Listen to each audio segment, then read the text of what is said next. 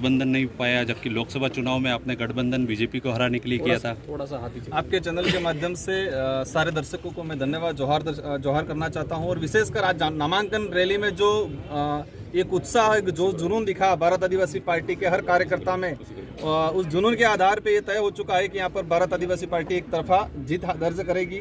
आपका सवाल था जो गठबंधन को लेके सारे चैनलों पे डिबेट चलती रहती है। हर समय हर चुनाव में अलग अलग स्थितियां बनती है। आज राजस्थान के अंदर जैसे आरएलपी ने उस समय गठबंधन किया था, आरएलपी ने हमने भी एक अप्रत्यक्ष रूप से गठबंधन हुआ था। कांग्रेस का कैंडिडेट भी उतरा था और उस समय जो कांग्रेस की स्थिति इस तरह से बनी थी तो उस समय उन्होंने समर्थन दिया था बाहर से हमको। आज भारत आदिवासी पार्टी सलूम्बर सीट पे और हमारी 84 सीट पे स्वतंत्र होकर लड़ रही है। सभी पार्टियां स्वतंत्र होकर लड़ रही है। ये गठबंधन इस देश के लोकतांत्रिक व्यवस्था का एक हिस्सा है, हमें समझना पड़ेगा। राजस्थान का अगर इतिहास उठा के देख लें, आरएलपी अभी स्वतंत्र चुनाव लड़ रही है। अभी लोकसभा कांग्रेस से गठबंधन किया था, वही 2019 के अंदर उन्होंने बीजेपी से गठबंधन किया था।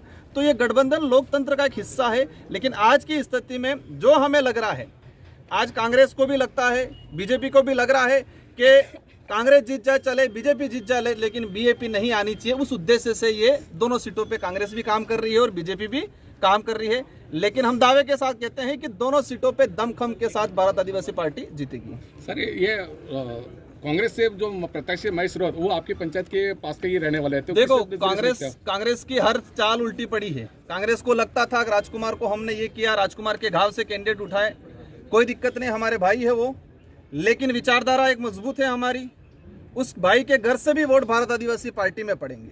वो स्थानीय सरपंच है हमारे सासुरपुर से, हम मान सम्मान करते हैं। लेकिन उस पंचायत का बूथ भी भारत आदिवासी पार्टी प्लस करेगी और कांग्रेस यहाँ पर 15 से 20 हजार वोटों पे निपटेगी और वही बीजेपी 40 हजार वोटों पे निपटेगी। सर, लोकसभा चुनाव में कांग्रेस और बीजेपी की विचारधारा एक थी, अब 3 महीनों में ही विचारधारा देखो, वही चीज हम अगर पूरे देश लेवल पे अगर जाते हैं तो हम नायडू जी और मोदी जी को भी कह सकते हैं। गठबंधन विचारधारा अलग चीज है, हम हमारी विचारधारा को लेके चल रहे हैं। आज देश पे जो माहौल बना हुआ है, एनडीए की सरकार है, वहां पर 3 से 4 क्षेत्रीय दलों ने, जिन क्षेत्रीय दलों के लिए मोदी जी ने जोरदार तरीके से बोला था, आज उनके साथ में उनके सहारे सरकार बना के बैठे।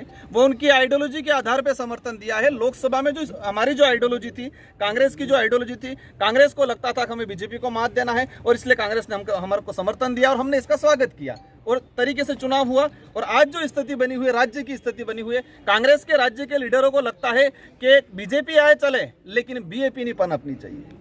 वो समय समय पे परिस्थिति। लेकिन मैं आज कहना चाहूंगा आपके चैनलों के माध्यम से, यहाँ पर एक तरफा 70,000 वोटों से बीएपी ने 2023 के चुनाव में मुझे चुना था यहाँ की जनता ने, और आज वही लीड रहेगी। एक वोट बढ़ेगा लेकिन कम नहीं होगा। दावे के साथ कह सकते हैं कि आपका जो रिकॉर्ड बनाया था आपने, यहाँ पर दोनों ही पार्टियों का अगर मतदान मिला भी ले तो भी आप उनसे जीत रहे थे, तो उस रिकॉर्ड को कायम रखेंगे तो उसको ध्वस्त करके नया रिकॉर्ड बनाएंगे। बिल्कुल, आपकी पहले वाली लाइन कायम हो जाएगी कि ये रिकॉर्ड कायम होगा, अवश्य कायम होगा, एक संख्या और बढ़ेगी। हाँ, आपका कहना था कि जिस तरह से चुनाव में, जिस तरह से वादों को लेके चुनाव में आए हैं, आज हम लोग जिन मुद्दों को लेके आए हैं, आप कांग्रेस के मुद्दे देख लो, बीजेपी के मुद्दे देख लो, दोनों के मुद्दे हवा हवाई है। एक ही कहते हैं ये करेंगे, वो करेंगे, अमृत देश बनाएंगे, देश को आगे बढ़ाएंगे, ये करेंगे, विश्व गुरु बनाएंगे। लेकिन देश में जो स्थिति बन रही है, हमारा भाई कह रहा था एजुकेशन को लेके, मैं 5 साल विधायक रहा। आज जिस तरह से कांग्रेस बीजेपी के नेता कहते हैं राजकुमार उसका विरोधी, उसका विरोधी, मेरे 5 साल के कार्यकाल में मैंने एक सिंगल कर्मचारी, भले वो किसी भी वर्ग का हो, किसी को मैंने परेशान नहीं किया, किसी भी जाति का, किसी भी वर्ग का हो।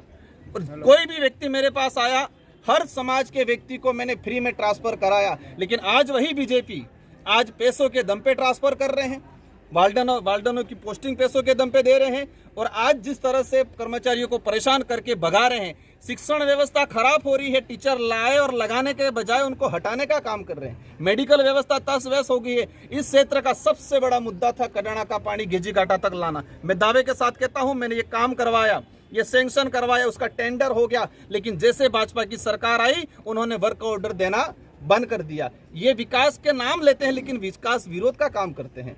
ये जनता समझ चुकी है, कडाना के पानी के लिए इस क्षेत्र की जनता तरस रही है। अगर वो सच में भला चाहते थे, इन 11 महीनों के अंदर कडाना का जो वर्क ऑर्डर पेंडिंग है वो वर्क ऑर्डर दे देते।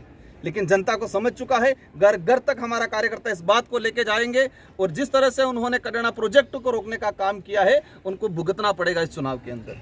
जी।